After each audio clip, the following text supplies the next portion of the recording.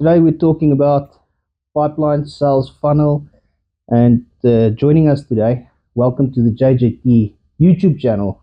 At a start to start off with, when you guys remember, our YouTube channel is an educational channel, and that's why today I invited Claude Treverson from Business Doctors. Claude, welcome.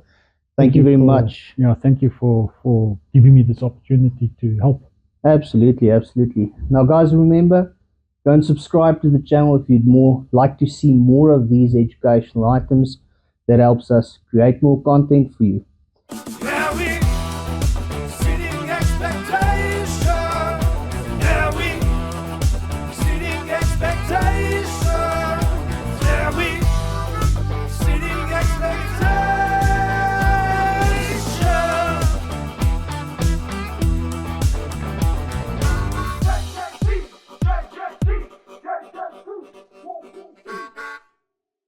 So, Claude, I think let's start off with it. Over the years being in business, a lot of times we hear these things about a pipeline and a sales funnel. What does that mean? So they're both representations, if you want to call it that. The funnel is shaped, as you know, what a funnel looks like, and it's a representation of a process. Okay. The pipeline obviously is more a linear representation of a sequence of things. So if you look at a funnel, it maps out what you want to do in sales. So what you have is, first of all, we've got to realize that there's nearly 8 billion people in the world, and not all of those people are our customer. Okay, but there is a cloud out there, let's call it, of unknown customers that we want to bring in. Okay, so we've got to identify those customers, and there we've got to talk about what is the ideal customer, because very important, and a lot of people make the mistake, not everybody is our customer.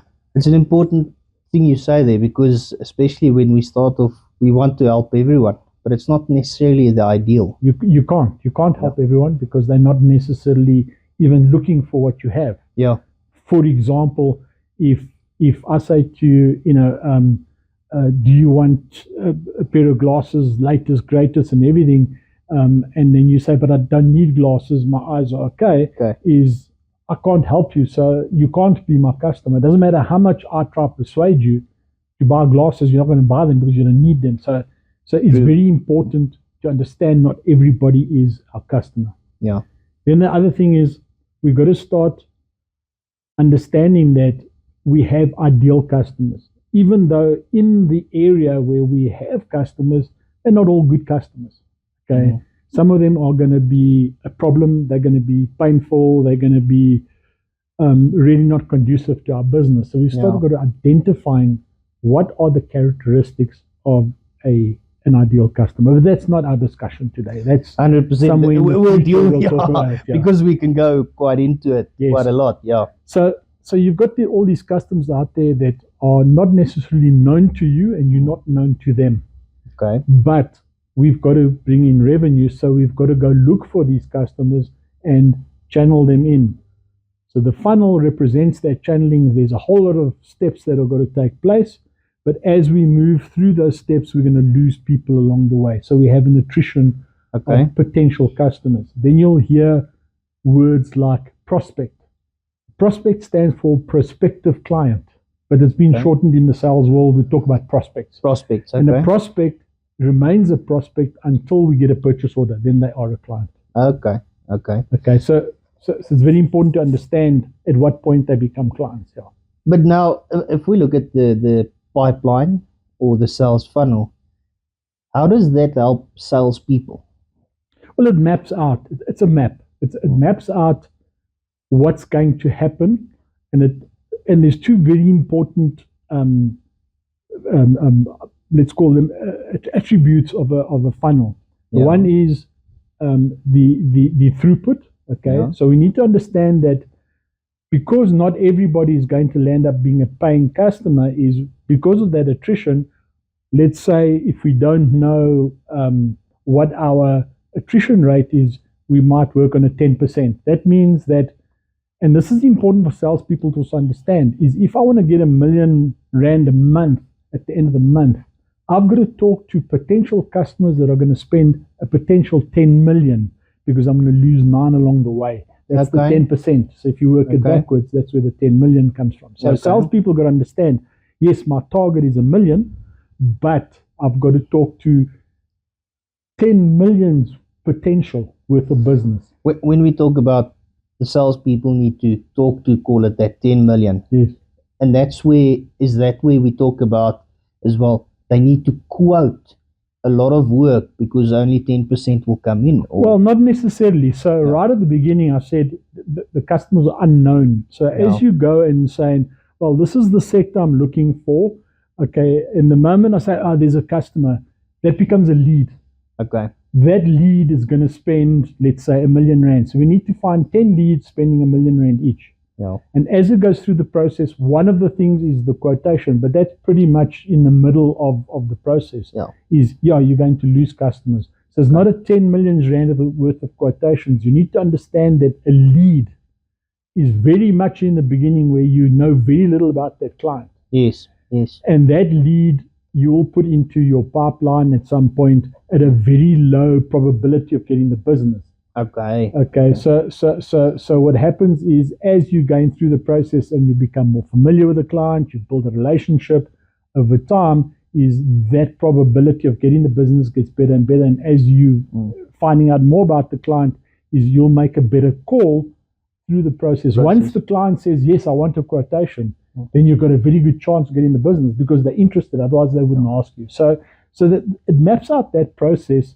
And you got to understand where in that process things like quotations stand up. That's just before getting a purchase order. Okay. So, but it's somewhere in the middle of the process. Then the other important attribute you got to remember is there's a timeline. So if I'm selling vegetables out the boot of my car, at the back of my bakkie, I knock on the doors in the neighborhood. Is my timeline is that day. I buy the stuff in the morning at the market, and then I go knock on doors and I sell it that day. So my timeline is very short. But if you talk about stuff like large capital equipment, so the guy's buying yellow plant or he's going to put up a manufacturing line in his factory and it goes into millions, is that timeline because that client has got to now look at specifying what it looks like technically, and that takes weeks or months. Then he's got to go out and do preliminary budget checks because he's got to come up with a budget, how much he's prepared to spend. Then he's going to go out on quotation. So there's a whole lot of things happening. So that timeline, from the moment you talk to that customer, the first, even if it's an existing customer, he says, you know, Gerard, I want to put I want to automate this whole process here. From the moment that guy tells you that, that's a lead. Even though it's a project existing customer, it's no longer a lead, a prospect.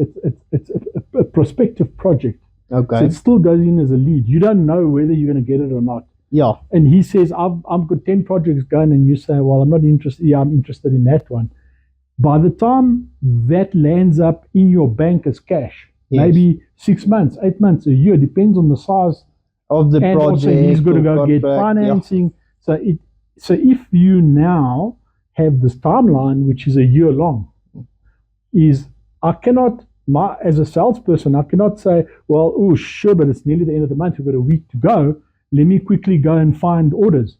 It's not going to happen because the action I take today only produces a result in a year's time. Okay, so depending on what type of business you're running, there's this timeline. So those are the two very important attributes you've got to understand in the sales funnel. But now, if we take your experience, comes from the corporate world, being involved in these kind of projects, looking at when and how important these things are within that timeline as well. I know that, and we've had the discussion, you used to be in corporates like Siemens as an example. So your experience coming from there, if the salespeople use it, how does it help the management in this process? Okay, so this is where we start talking about the pipeline. The difference is the pipeline is actually the nitty-gritty of how it gets done. So if I can talk about Google Maps or Garmin or one of those things, I say, this is where I am and I want to get there. And you put in there and it calculates the route and then you go. So it tells you how long it's going to take to get there. So there's a time base.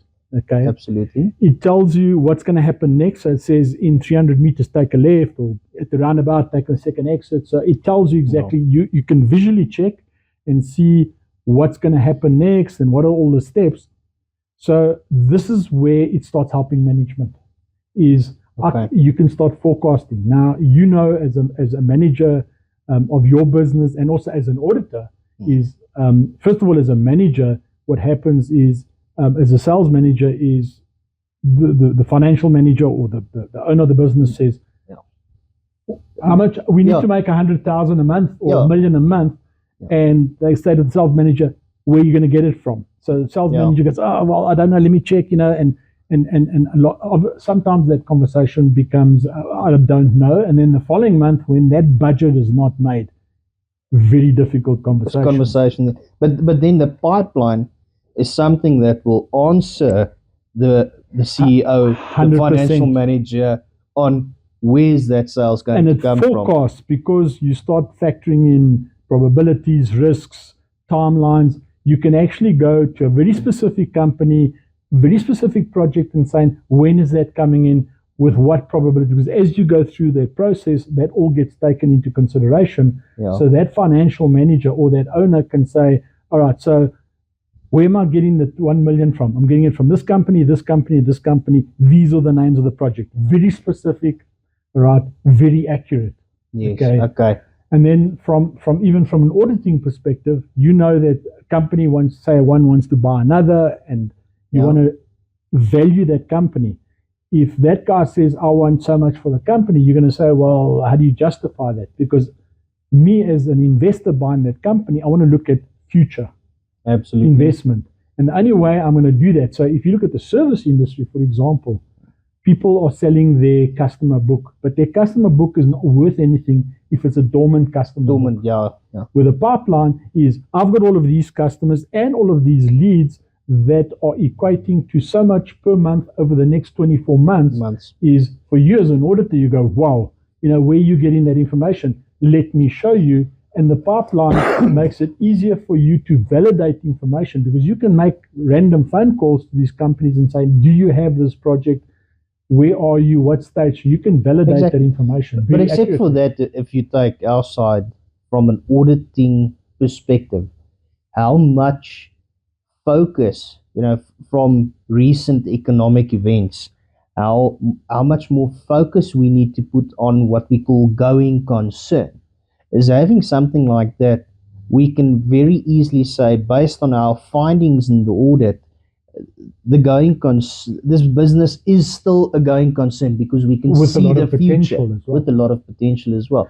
But now looking at, call it the pipeline, the sales funnel, all these kind of things, you do business consulting. Yes. And this is where you help people build the system around a pipeline, around a sales funnel. Am I right in saying that? 100%. So as a tool, the pipeline is probably, for any business, doesn't matter how big or small, it's probably one of the first essential tools you need to have. And I call it a tool because it does exactly that. It helps the individual salespeople monitor what they're doing, and it reminds them of when they need to take actions. It helps the sales manager, it helps the CEO, it helps everybody. Yeah. It even helps HR in the sense that, and operations, where you can start now planning what are the tasks that people have to do, what are the KPIs, what are the targets, and you can start monitoring.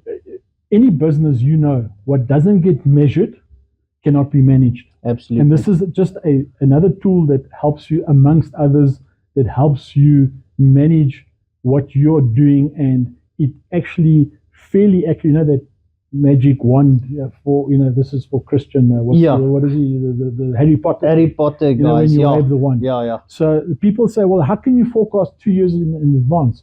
This is the tool that's going to help you very accurately forecast. Okay. And this tool can be in a spreadsheet.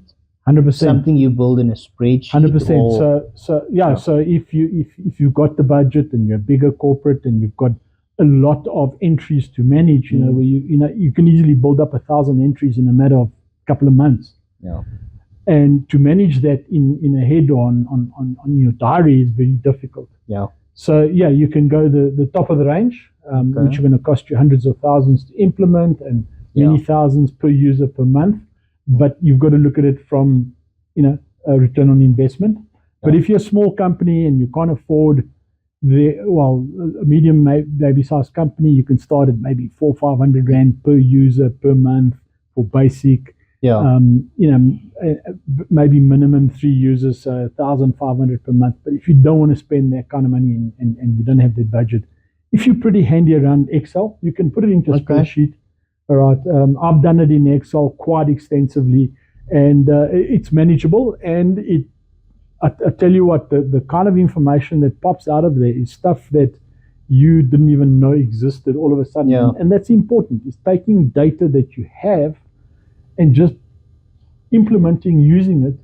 And that's the important thing, is because at the end of the day, that's all you have is that data and how you utilize that data to produce turnover. Doesn't matter what you're selling, but is what's important. Yeah, at the end of the day is also start somewhere. 100%. Put it into writing, and then you can actually start from there. It doesn't mean build this massive thing maybe from the start. If you don't know Excel, use a whiteboard and just start with a whole lot of columns and saying, this is the entry. Okay, this is the company we're going to go see. When we're going to go see them? What are we going to talk about? Who's going to go see them? Right, exactly. And then start monitoring those dates and times, just to make sure that is happening. Okay, so if you're not tech savvy, then a whiteboard or a piece of paper, whatever, just draw a matrix and start using it. Yeah, fantastic. Claude, thank you very much for joining us today. Thank you. Guys, we'll put links down below. If you want to get into contact with Claude, find out a bit more. Claude focuses on small to medium-sized entities where he can actually add that value to a business. Guys, please join us for the next one, and don't forget to subscribe. Thank you very much. Have a good one. I'm Gerard Jacobs, and this is the JJT Accountants and Auditors YouTube channel. Thank you. Thank you.